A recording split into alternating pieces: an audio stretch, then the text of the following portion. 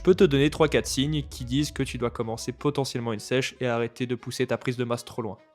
Premier signe déjà, ton appétit a drastiquement diminué. Là, tu te forces à manger, tu n'as plus faim et quand tu manges un peu, tu es déjà gavé. Ça, c'est souvent un signe que ton corps a besoin de stopper un petit peu le surplus calorique, de passer en léger maintien, voire léger déficit, parce que, à mon avis, tu deviens trop gras. Le corps sait aussi quand il n'a plus besoin de stock, et quand tu essayes de renflouer du stock alors que tu en as déjà beaucoup, bah, ton corps va te le faire comprendre d'une manière ou d'une autre. Deuxième signe, bah, ça va être ton taux de gras, donc ça veut dire que si on ne voit plus tes abdos, même pas le haut des abdos ou alors un petit peu tes épaules, bah, c'est que tu es relativement gras et ça c'est pas optimal pour la prise de muscle parce que plus on est gras, plus on appelle le gras facilement. Donc un léger surplus calorique sur quelqu'un qui est gras, bah, il va entamer plus de gras qu'autre chose, alors qu'un mec sec, lui, le surplus calorique, il va le ressentir, il va avoir plus d'énergie, il va pouvoir mieux se donner à l'entraînement. Et troisième signe, bah, tu peux te fier tout simplement à ton visage. Si tu as le visage bouffi, gonflé, beaucoup d'eau dedans, c'est souvent que ton corps répond à la digestion par du stress parce que ça peut arriver, le cortisol monte quand la digestion est très compliquée et donc tu as le visage qui commence à gonfler.